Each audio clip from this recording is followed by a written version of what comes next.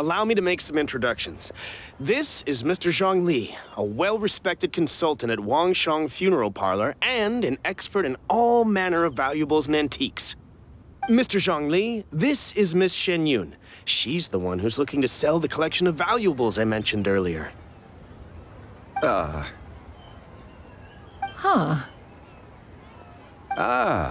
If it isn't Miss Shenyun. It has been quite some time since our last meeting. What a serendipitous reunion. Indeed, most serendipitous.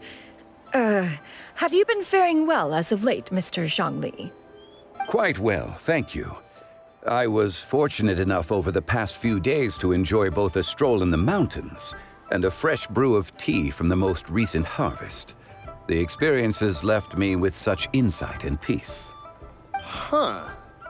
So you two are already acquainted? Indeed. How fortunate we are that fate has brought us together again.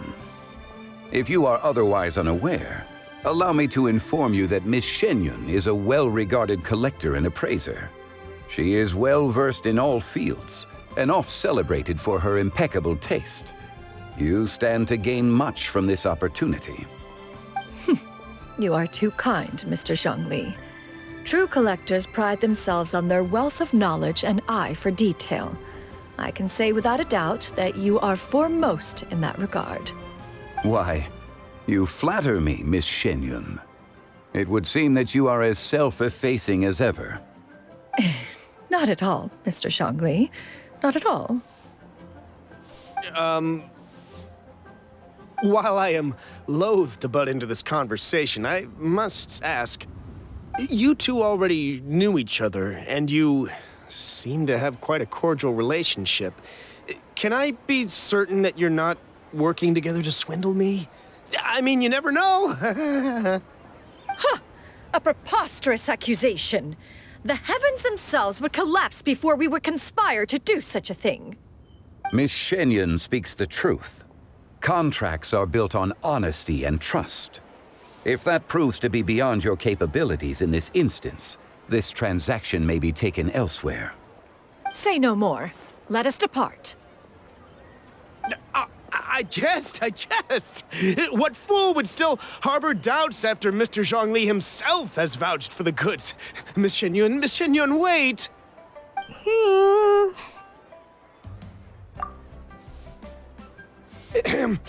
I deeply apologize for doubting you. So, Mr. Zhongli, could you please give me a final verdict on the value of these items? There is no cause for concern. They are indeed rare and precious valuables. Take this mechanism, for instance. Though one may not immediately perceive its purpose, its structure and appearance are exquisite enough to merit it a place in any fine home. The same can be said for this one here. Few could hope to possess an item that so perfectly blends mechanical wonder with geometric grace. I am sure you have heard from your travels that the study of mechanisms is among the most wondrous arts in this world. With that in mind, I earnestly recommend procuring every last item in this collection. All right.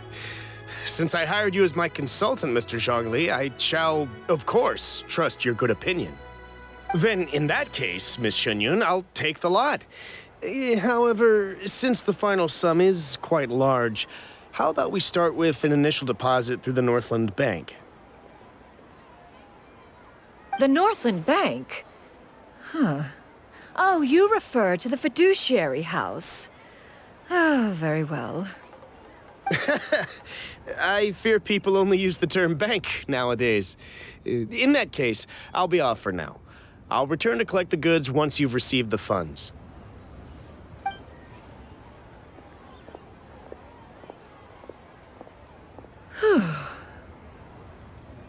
Zhongli! My friends, have you been doing well? We've been great! How about you? Paimon didn't know you were such a busy consultant! My days have been quite pleasant as well. I had been quietly enjoying a cup of tea when Mr. Xiaozu requested my services. As for you, Miss Shenyun, I presume you must be looking to settle in the city? I must say, the name Shenyun sounds exceedingly strange coming from you. Perhaps you could dispense of that particular epithet in further conversation. Whatever for. Am I not addressing you as a friend should? Well, that is true, but... Alas, refer to me however you will. After all, a name exists such that others may address you with it. One is hardly ignorant of that fact. It would seem that you have gained many valuable insights over the years, Cloud Retainer. One has indeed. One's previous stays were all brief. Now that one has made up one's mind to move and settle, one has gained a much better appreciation of the hubbub and commotion of the city, as well as the people's hard work and ardor. This city is much changed from how it was more than 1,000 years ago. Not unlike the ocean tides, so too shall the movement of people ebb and flow. From turmoil to peace, enlightenment to aspiration. Human society possesses limitless potential. In another 1,000 years, the scene we witness here may change in ways that are impossible for either of us to imagine. Alright, that's enough reflection for one day. No need to get all sentimental on us. You make a valid point, Paimon. Now that the sale has concluded, what say one plays the host as we try some specialty dishes together? One must profess great interest in trying bamboo shoot soup. Perhaps you have forgotten, Cloud Retainer, but I once tried my hand at that dish. You were at the table on that occasion, so logic dictates that you should have already tried it. Oh? What occasion was this? It was a reunion between friends several centuries ago. Alas, you must have been too preoccupied to secure yourself a portion. Or perhaps our other companions simply availed themselves of faster reflexes on that occasion. Hardly. 'Twas most certainly out of consideration for the others in attendance. In but a moment, one will show you what it means to have a true deftness of hand. It is settled then. Bamboo shoot soup, mora meat, crab roe tofu, triple-layered consommé. We shall enjoy the lot. One has already passed word to Shenhe and Ganyu to make a reservation. It is prime time for them to meet one's newest disciple. Is that agreeable to everyone? It should be a most splendid occasion. Shu Yu, come now, it is time to dine. Ah, this gentleman over here is Mr. Zhongli. He is, A humble employee of Wangsheng Funeral Parlor. Pleased to make your acquaintance. Nice to meet you too, Mr. Zhongli. That should be everyone, right? Let's go!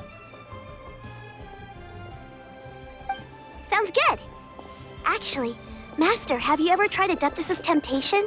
I heard it's impossible to stop eating after even just one bite. You know, 'cause it's super tempting and stuff. Is that true? That sounds rather implausible. Although with the right preparation, certain dishes can be too delicious to resist. Huh? Why are you all walking so fast?